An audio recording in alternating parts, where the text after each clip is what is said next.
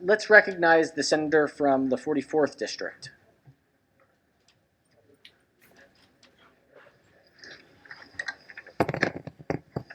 Thank you, Mr. President.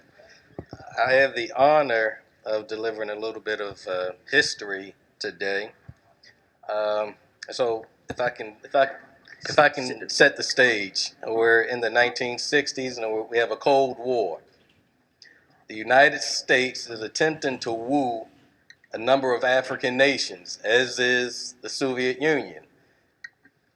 But what happens? You have diplomats, African diplomats, who are coming to the United States, having to travel from the United Nations in New York to Washington, D.C. And what are they experiencing? They're experiencing a lot of discrimination, whether it's through housing or whether it's through what we would call public accommodations, just the inability to eat at restaurants. We had diplomats from Chad, Niger, Togo, Cameroon, as well as Sierra Leone, who faced this type of discrimination. And it became a big problem for the United States. And it was because of these issues that a couple of presidents got involved and actually petitioned not only our governor at the time, Governor Tall, but also this Maryland General Assembly to pass an accommodations law. In fact, the Department of Justice, the State Department has set up what they called a special protocol service section for those African diplomats, because what they attempted to do was to shield them from the daily issues that Black Americans were having. Many Black Americans weren't having it. They said, there's no way you're going to treat foreigners better than you treat us. They had a number of sit-ins. I had the opportunity to speak with retired Judge Bell as well as Larry Gibson, who participated in these sit-ins back in the day for the Public Accommodations Law. So what I wanted to do, rather than having the words come directly from me, it was very interesting. As I was doing this research, I found a newspaper article from the Baltimore Sun, dated September 2nd, 1961, that I wanted to read to you all, because it's kind of comical, but it's also kind of sad. I have this article right here. We had three Baltimore Afro-American newspaper reporters who posed as Africans. So they donned on probably wearing something like this that I have on today, to make it look as if they were African diplomats. So it says, three Afro newsmen dressed as diplomats from the mythical country of Gabon visited restaurants along the U.S. Route 40 last week and were mistaken for African diplomats and served. Two of the roadside restaurants served the diplomats, that's in quotes, in a segregated dining room. On a 125-mile trip from Glen Burnie to northeast Maryland, 45 miles northeast of Baltimore, the Afro team visited 5 restaurants. Riding in a plush rented air-conditioned limousine, the newsmen were welcomed at restaurants known for refusing service to colored Americans. And it goes on and it talks about these teams. Now, not all the restaurants welcomed them. In my district, we have a restaurant called the Double T Diner. Well, the Double T asked for their credentials because they weren't trying to serve them unless they could prove that they were diplomats. Again, the nonsense of racial discrimination, right? So, what happened? What came of this? You had John F. Kennedy, Robert Kennedy was getting involved because, again, the United States was looking bad and they were trying to win over some of these countries. So ultimately, Maryland's passed the first public accommodations law in 1963. This was a couple years later, making Maryland the first state south of the Mason-Dixon line to ban discrimination against blacks in hotels and restaurants. However, House Bill 149 could not be considered a comprehensive state law since the law exempted Calvert, Caroline, Carroll, Garrett, Kent, Queen Anne's, St. Mary's, Somerset, Talbot, and Wicomico counties. Additionally, the law was not applicable to taverns, bars, and cocktail lounges.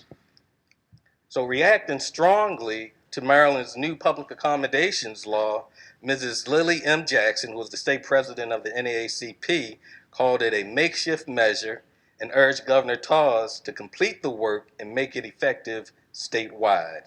She telegraphed the governor the following: after all the efforts of enlightened citizens, our legislators enact a limited bill which gives civil rights to citizens in hotels and restaurants in Baltimore City and in 11 counties, but permits 12 counties to discriminate. She continued, those who say we should be satisfied with half a loaf do not know us.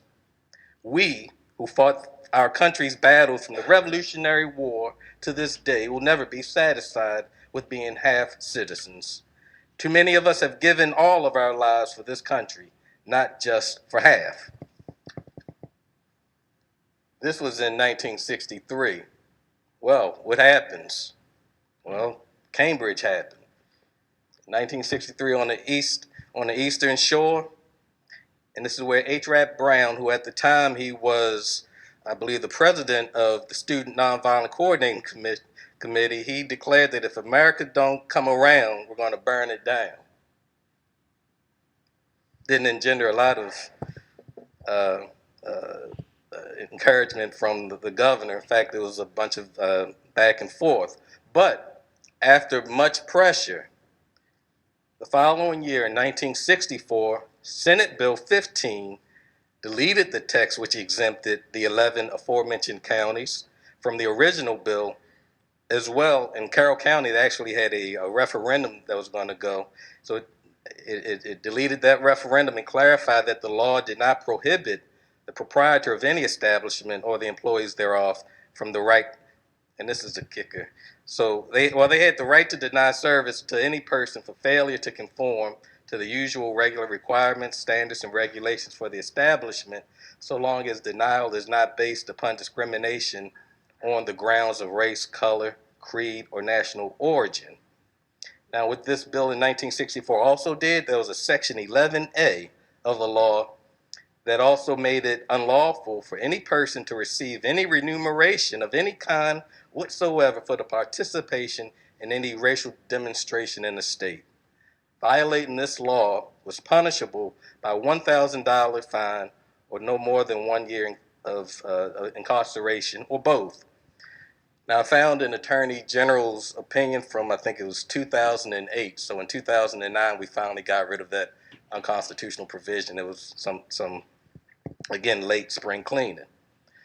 In 1967, the Senate Bill 173 modified the statutory language to conform to the federal public accommodations law and expand the definition beyond the 1964 definition.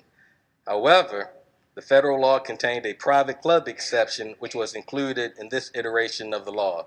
In other words, if you wanted to discriminate, you could say that you were a private club and not a public accommodation, and you could keep black folk out. In 1968, there was another update, Senate Bill 160, that expanded the definition of a place of public accommodation to include bars, taverns, and cocktail lounges. So, again, I just wanted to share a little bit of, this is our history, that this body had a part in, and how we helped stave off the Russians as they were attempting to have some relations with some of these African nations. So that's your Black History moment for today. Thank you very much. Thank you, Senator. Thank you. Well researched, thoughtful, very fascinating. I mean, it's not that long ago. Not that long ago.